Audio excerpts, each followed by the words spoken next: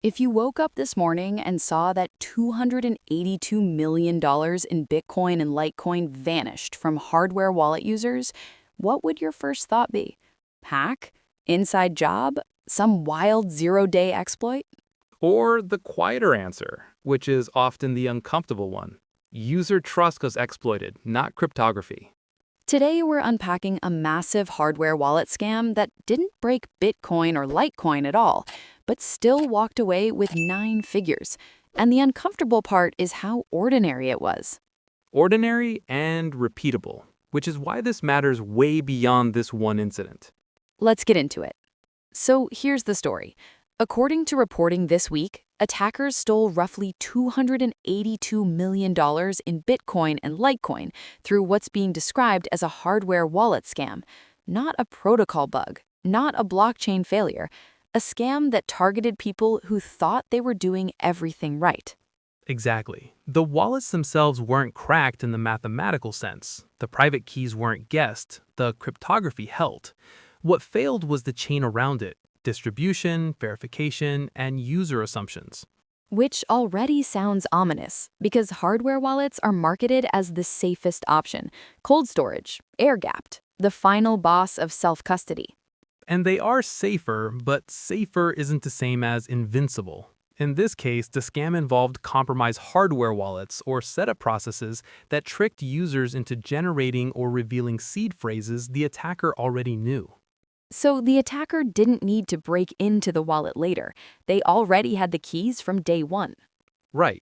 Imagine buying a brand new safe, putting your valuables inside, locking it, and the person who sold it to you quietly kept a copy of the key. That analogy hurts, but it works. And the scale here tells us something important. This wasn't random. This likely took time, supply chain access, and patience. It's not smash and grab crypto crime. It's slow, methodical trust abuse. Which raises a scary question. How many people are still walking around with compromised wallets and don't know it yet? Almost certainly some. These scams don't have an expiration date. Funds only move when the attacker decides the time is right, or when the victim finally accumulates enough to be worth draining. That's brutal. And it also challenges this idea that self-custody equals safety, full stop. Exactly. Self-custody removes custodial risk, like exchanges freezing withdrawals or going bankrupt, but it increases operational risk. You become the security team. And most people didn't sign up to be a security team. They signed up to not lose their money. Which is the core tension in crypto right now. Let's talk about what most people are missing here, because the headlines scream hardware wallet scam, and then everyone moves on. The missing piece is that crypto's weakest link is still identity and intent verification, not cryptography. Humans are the attack surface. Meaning? Meaning, you can have perfect math, but if the process around it is compromised, fake firmware, tampered devices, malicious setup instructions, the system fails gracefully for the attacker. And this isn't limited to hardware wallets. We've seen it with fake browser extensions, fake RPC endpoints, fake airdrops. Exactly. The common pattern is off-chain trust assumptions leaking into an on-chain world. We tell users, don't trust, verify, but then give them tools where verification is abstract or invisible. Which leads to a kind of security theater. You feel safe because the object is called a hardware wallet. Right. The label becomes a proxy for trust instead of continuous verification. So what does this mean for the broader crypto landscape? Because if self-custody at scale looks like this, that's a problem. It suggests we need to rethink how much security responsibility we push onto end users. Either tooling gets radically better at preventing foot guns, or architecture shift to reduce the need for users to manage secrets directly. This is where I want to ask carefully whether infrastructure design can actually help here, or if this is just a permanent human problem. Infrastructure can help, but it can't eliminate risk.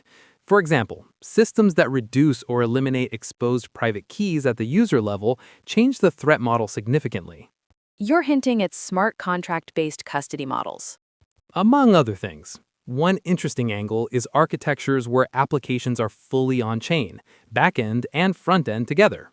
That means when you interact with an app, you're cryptographically guaranteed you're talking to the same code that's on the network, not a spoofed website or injected script. So fewer chances for someone to swap out the instructions part of the experience. Exactly. And when combined with things like threshold signatures and the count models that don't require users to handle raw private keys in the same way, you can reduce exposure to scams like this. Reduce, not eliminate. Always reduce, never eliminate. There are trade-offs. On-chain apps are harder to update quickly. Design mistakes are harder to roll back. And this doesn't help someone who insists on buying a wallet from a random reseller. Fair. And it's also not Bitcoin's design goal to solve UX-level trust issues. Right.